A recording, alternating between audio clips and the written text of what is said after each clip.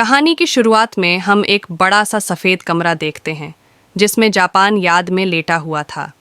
अचानक से जब उसकी आंख खुली तो खुद को इस बड़े से खाली कमरे में देखकर वो थोड़ा घबरा गया। कुछ देर बाद वह इधर उधर देखने लगा। जब वह एक दीवार के पास गया तो उसने देखा कि दीवार से कुछ बाहर निकला हुआ था। थोड़ी जांच करने के बाद जब उसने उस अजीब सी चीज़ के सिरे को दबाया तो उसने देखा कि दीवारों से हज़ारों बेबी एंजेल्स बाहर निकलने लगे और थोड़ी ही देर में वह सब वापस दीवार के अंदर चले गए।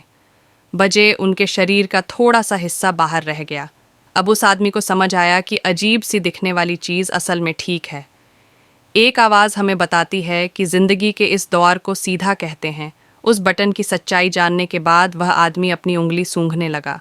उसने खूब शोर मचाया कि अगर कोई आस पास हो तो उसकी मदद करें, लेकिन जब उसे कोई जवाब नहीं मिला तो वह अलग अलग बटन को दबाने लगा। हर एक बटन से नई नई चीज़ें कमरे में गिरने लगती। कभी टूथब्रश निकल आता तो कभी एक बड़ा सा गुलदस्ता। उसने हिसाब लगाया कि एक बटन को दबाने से एक पर्टिकुलर चीज़ ही बाहर आती थी। उसने अपनी स्टोरी को टेस्ट करने के लिए एक ही बटन को बार बार दबाकर चॉपस्टिक्स का ढेर लगा दिया, लेकिन अगले बटन को दबाते ही एक शॉपिंग कार्ट तेज़ी से निकला और ज़ोर से उसके पैर पर लगा, जिसकी वजह से वह दर्द में चिल्लाने लगा। जब उसने अगले बटन दबाया तो वह ट्रांसफॉर्म होकर एक बच्चे के पिछवाड़े में बदल जाता है, जिसने उसके मुंह पर दिया। इसके बाद उसने अलग अलग बटन को दबाकर ढेर सारी चीज़ें इकट्ठा कर लीं।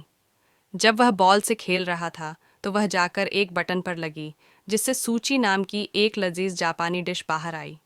वह खुश था क्योंकि उसे वाकई में बहुत भूख लगी थी।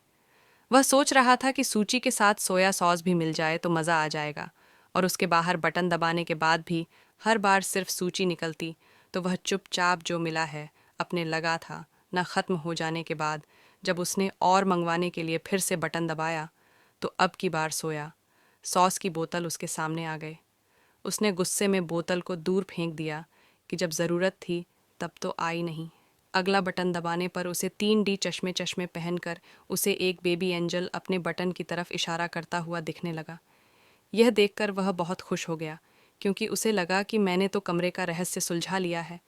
लेकिन बटन दबाने पर एक काउंटडाउन शुरू हो गया, जिसके आखिर में दीवार से बहुत बड़ा पिछवाड़ा बाहर आया और उसने उसके मुंह पर पाया। थोड़े और बटन दबाने के बाद उसे किताब मिली जो उसे काफ़ी मज़ेदार लगी।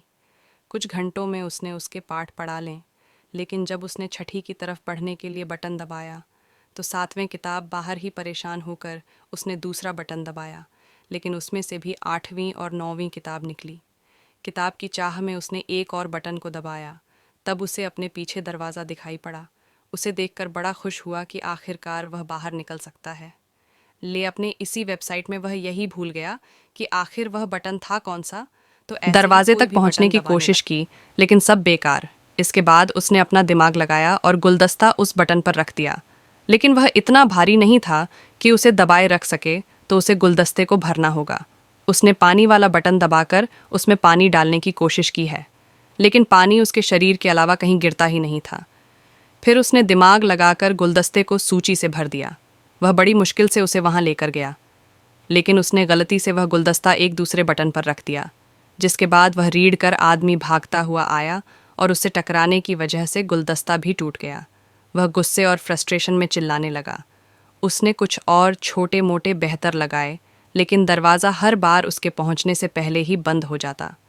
फिर गलती से बटन दबाने पर एक रस्सी नीचे आई। उसने हिसाब लगाया कि रस्सी से झूलकर वह जल्दी से दरवाजे तक पहुंच सकता है, और ऐसा हुआ भी। लेकिन जब उसने दीवार के पीछे मौजूद दरवाजे को खोलने की कोशिश की तो पता चला कि सेब तोड़ते ही थोड़ी देर बाद गायब हो जाती। अब उसे कोई तरीका निकालना होगा, जल्दी से चाबी लेकर दरवाजे तक पहुंचने का। लेकिन जब उसने चाबी वाला बटन फिर से दबाया, परिवार में से कुत्ता बाहर निकलकर उस पर भूख नहीं लगा। वह फिर से कंफ्यूज हो गया क्योंकि सारी बटन से एक जैसे तो देखते थे। इसके बाद उसने सही बटन ढूंढकर उस पर सूची का एक टुकड़ा रख दिया।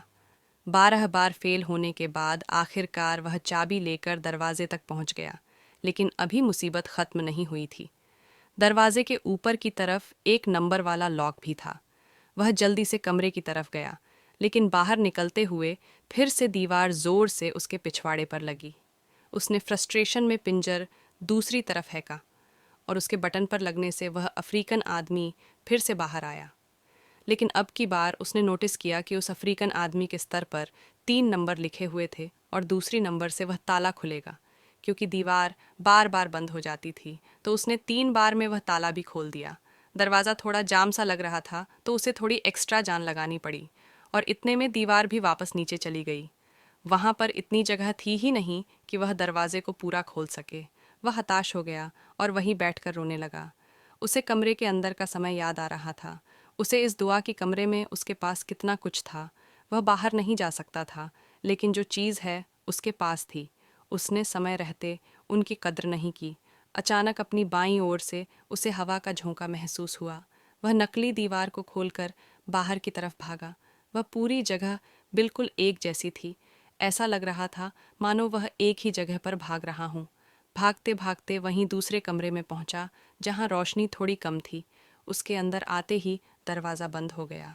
एक आवाज़ हमें बताती है कि ज़िंदगी के इस पड़ाव को प्रैक्टिस कहते हैं। कमरे में उस आदमी ने अलग अलग बटन दबाने शुरू कर दिए। किसी बटन से एक सिंगल के मुंह से गाते हुए आग निकलने लगी तो किसी बटन से रशिया के जादूगर का जादू फेल हो गया। तीसरा बटन दबाने पर चाइना में एक आदमी अपने कुत्तों पर लौटने लगा। उस आदमी ने देखा कि पिछले कमरे की तरह इस कमरे में छत नहीं थी, बल्कि ऊपर से रोशनी आ रही थी जिसमें इन जल छोड़ रहे थे। इस बार उसके दिमाग में बहुत अलग चीज़ आई।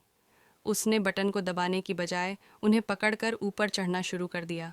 वो कामयाब रहा और हर बटन के दाबने से भाइयों के अलग अलग कोनों में कमाल की चीज़ें होने लगीं।